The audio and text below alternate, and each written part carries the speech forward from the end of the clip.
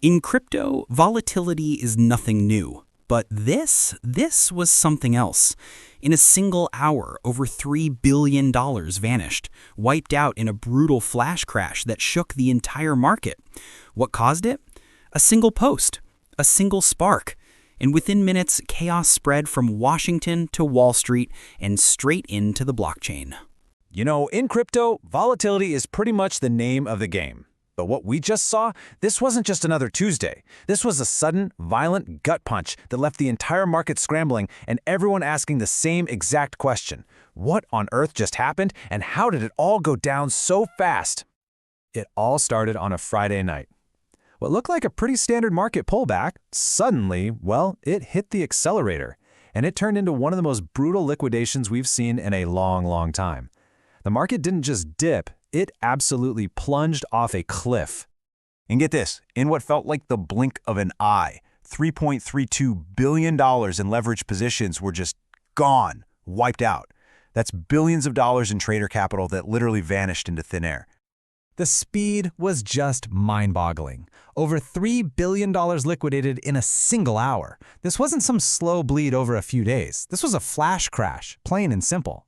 So to really get what happened, we've got to look at the trigger, the mechanics behind the crash, and what it all means now. So here's how we're going to break it down. First, we'll look at the shock to the system itself. Then we'll zero in on the geopolitical trigger that really kicked things off.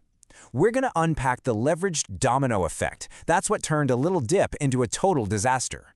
Then we'll look at the fuel that was already poured on the fire. And finally, we'll ask the big question. Was this just a healthy correction or the start of a real collapse? All right, let's start with the damage report. Just how bad was the hit, really? And who felt the most pain? And let me tell you, this was not just a Bitcoin story. Sure, Bitcoin took a major hit, tumbling from its all-time high of around $126,000, but the pain was spread all across the market. Ethereum dropped about 14%, but the altcoin space, man, it got hammered, with a lot of coins dropping anywhere from 16 to 35%. Basically, no corner of the market was safe. The sheer scale of this thing is just hard to wrap your head around. Over $200 billion in value just evaporated from the total crypto market cap in less than a day.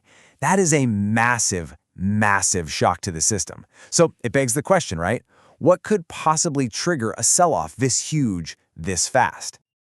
Well, it turns out the spark that lit this whole fire didn't even come from inside the crypto world. Nope, it came from the very top of the global political stage, with a single social media post that put markets everywhere on red alert.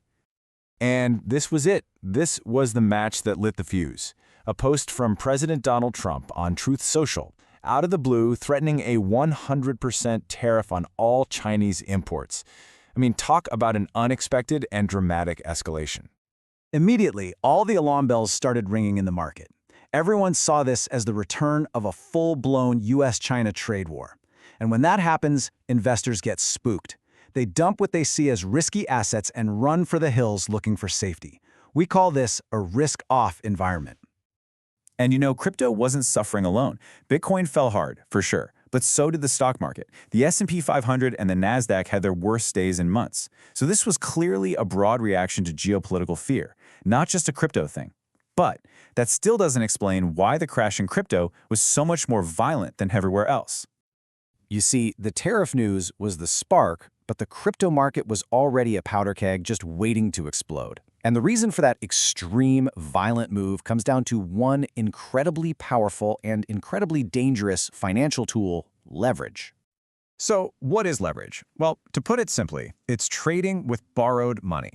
It lets you control a much, much bigger position than you could with just your own capital. And when things go your way, your profits are magnified like crazy. But when you're wrong, your losses are magnified just as much. And this is exactly how a small dip turns into an all-out crash. It's a domino effect. Okay, so first, the tariff news hits. That's the initial shock that pushes prices down. This triggers margin calls for all those leveraged traders. If they can't cough up more money, the exchanges are forced to sell their positions automatically. All that forced selling pushes prices even lower, which, you guessed it, triggers a whole new wave of liquidations. It becomes this vicious, self-feeding downward spiral. But here's the thing. Even a geopolitical shock and a liquidation cascade like this don't just happen in a vacuum. the market was already showing some serious signs of weakness. That tariff threat, it was really just the final nudge that sent the whole thing over the edge. There were a bunch of red flags waving. For one, Bitcoin had just hit a new all-time high, so a lot of traders were already cashing in and taking profits. At the same time, the big institutional money was starting to flow out of crypto ETFs. We were seeing investors rotate their cash into traditional safe havens like gold. And all of this was happening against this backdrop of bigger economic uncertainty, with inflation fears and a US government shutdown making everyone nervous. And yeah, that institutional pullback was already happening. The data is crystal clear. We saw significant net outflows from the big Bitcoin ETFs, from Grayscale, from Fidelity, from ARK Invest, in the days right before the crash. This was a huge signal that the smart money was already getting defensive, even before the Trump news hit. So after a shock like that, the million-dollar question, or maybe billion-dollar question on everyone's mind is, what happens now? Was this a catastrophic collapse that's going to kick off a new bear market, or was it just a really painful but maybe necessary cleansing of the system? Here's one take from Ryan Lee over at BitGet. He argues this was more of a correction than a collapse. And the idea here is that the market had just gotten way too euphoric, way too over-leveraged, so this crash, as brutal as it was, basically flushed out all that excess risk, and that could actually create a healthier foundation for the next leg up.